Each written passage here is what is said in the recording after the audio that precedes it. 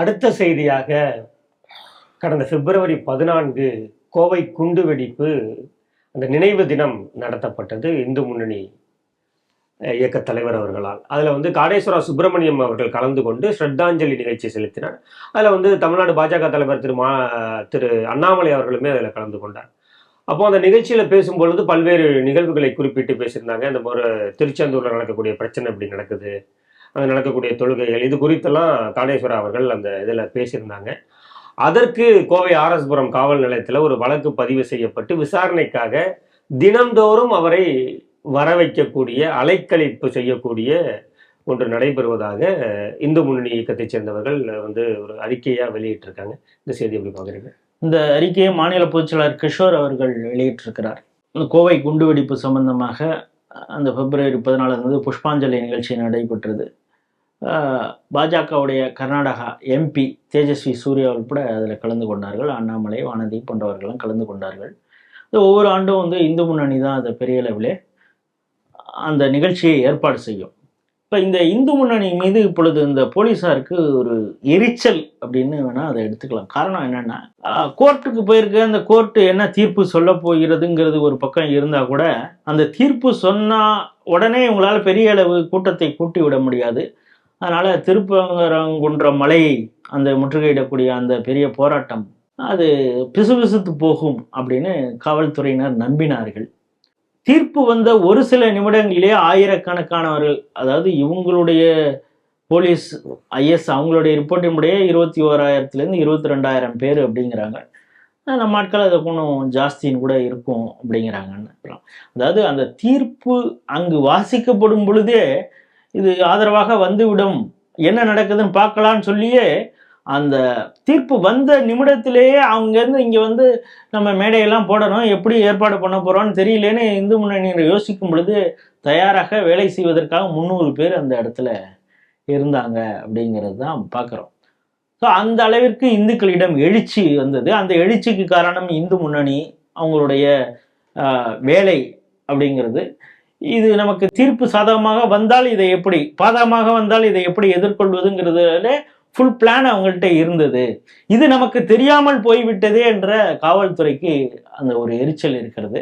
இன்னும் வெளி மாவட்டங்களில் தான் வந்துவிடக்கூடாது அப்படிங்கிறதுக்காக ப்ரிவென்டிவ் அரெஸ்ட்டு முதல் நாளே எப்படி செய்தாங்க அப்படின்னு இதெல்லாம் மீறி இவ்வளவு கூட்டம் கூடியதேங்கிறது.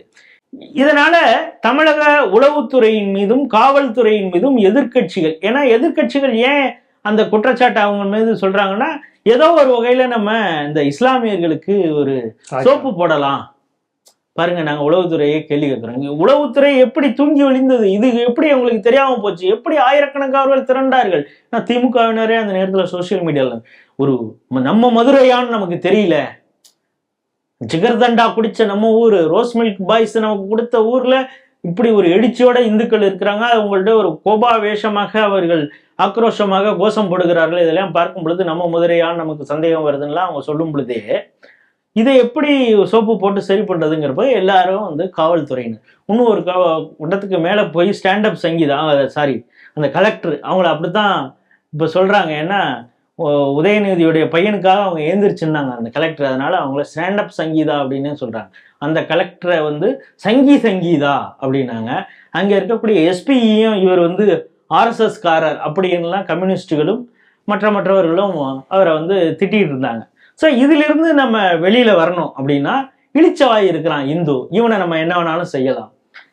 ஸோ ஒரு காமெடியாக ஒரு பஞ்சாயத்து சொல்லுவாங்க, தீனிக்கு தானி சரியா போச்சு அப்படின்னு. அவங்கள அப்படி பண்ணோமா, உங்களை நாங்கள் இப்படி பண்ணுறோம் அப்படின்னு சொல்லி இப்பொழுது காடேஸ்வரா சுப்பிரமணியன் அவர்கள் மீது ஒரு வழக்கு. இப்போ நான் என்ன சொல்கிறேன், அனுமதி வாங்கிட்டு தான் ஒரு கூட்டத்தை போடுறாங்க. சரி, அனுமதி இல்லாமல் கூட்டத்தை கூட்டிட்டாங்க. நீங்கள் அங்கே ஏதோ ஒன்று பேசிட்டாங்கன்னே வச்சுப்போம், வன்முறையை தூண்டியதாக பேசினார், இரு தரப்புக்கு இடையே வன்மம் ஏற்படும் வகையில் பேசினார், நீங்க ஒரு கேஸ் ஃபைல் பண்ணுவீங்க.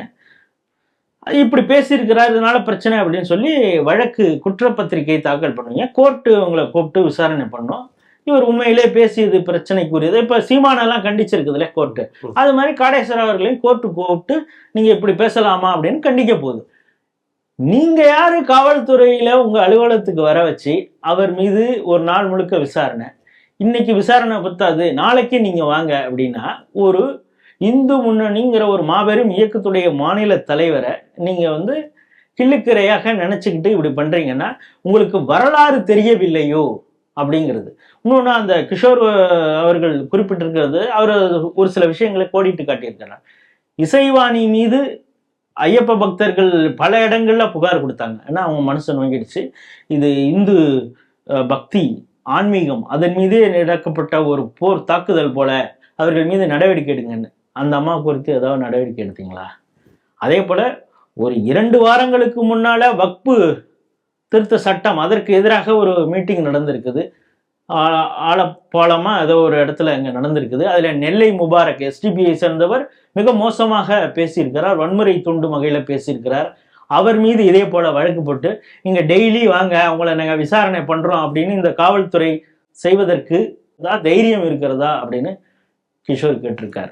அது மட்டும் இல்லாமல் பாஷாவுடைய ஊர்வலம் நீங்கள் முதல்ல அதுக்கு அனுமதி கொடுத்தீங்களான்னு தெரியல. அனுமதி கொடுத்தீங்கன்னா எப்படி 5000 பேர் வந்து ஒரு போக்குவரத்துக்கு இடைஞ்சல் ஏற்படுத்தும் வகையில் மிகப்பெரிய இறுதி ஊர்வலம், அதுவும் 54 பேர் படுகொலை செய்வதற்கு காரணமாக இருந்த மூளையாக செயல்பட்ட ஒரு பயங்கரவாதி பாஷாவுடைய இறுதி ஊர்வலத்துக்கு எப்படி அனுமதி கொடுத்தீங்க? அதெல்லாம் சரியா? இப்படி போன்ற பல கேள்விகளை கேட்டிருக்காங்க. நீங்கள் இந்து முன்னணி தலைவரை மீண்டும் மீண்டும் இப்படி விசாரணைக்கு அழைக்கக்கூடிய அது அங்கே இருக்கக்கூடிய போலீஸ் அதிகாரி யாருன்னு தெரியல. அவருக்கு சற்று ஒரு வரலாற்றை மட்டும் நான் கோடிட்டு காட்டுவார். ஏன்னா அந்த வரலாற்றை சொன்னா கூட நீ என் மேல கூட நீங்க அந்த கேஸ் போடுவீங்க. இப்பொழுதும் கவர்னராக இருக்கிறார் இலகணேசன் அவர்கள். அப்பொழுது கன்னியாகுமரியில அந்த விபாக்குக்கு ஆர்எஸ்எஸ்க்கான பொறுப்பாளர் அவர் தான். இப்பொழுது இந்து முன்னணி தலைவராக இருந்தவர் தான் தானுலிங்க நாடார் அவர்கள். அவரை வந்து சந்திக்கணும் அப்படின்னு எம்ஜிஆர் கட்டதகளில் தான் வந்து இங்கே சென்னை செக்ரட்டரியேட்டுக்கு வந்தாங்க, வெயிட் பண்ணாங்க.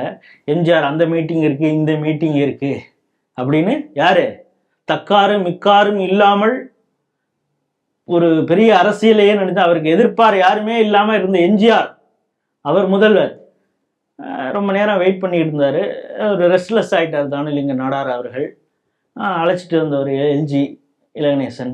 போகலாம் அப்படின்னா, இல்லையா முதல்வர் அவர் பார்க்கணும், கொஞ்சம் வெயிட் பண்ணுவோம். இல்லை அவர் ஏதோ பிஸியாக இருக்கார் போல இருக்கு, இந்த பிஸியெல்லாம் விட்டுட்டு அவர் நாளைக்கு வந்து என்னை பார்ப்பாரு, நம்ம போகலாம் கன்னியாகுமரிக்கு அப்படின்னு கிளம்பி போனார். அதே போல நடந்தது. எம்ஜிஆர் அவரை கன்னியாகுமரியில போய் சந்திக்கக்கூடிய ஒரு சூழல் வந்தது. இந்த வரலாறு இந்து முன்னணிக்கு இருக்கிறது அப்படிங்கிறது தான் அந்த ஆர்எஸ் புரம் அந்த காவல் நிலையத்தில் இருக்கக்கூடிய போலீஸ் அதிகாரிகளும் புரிந்து கொள்ள வேண்டும் அப்படிங்கிறது தான் நம்முடைய பார்வை.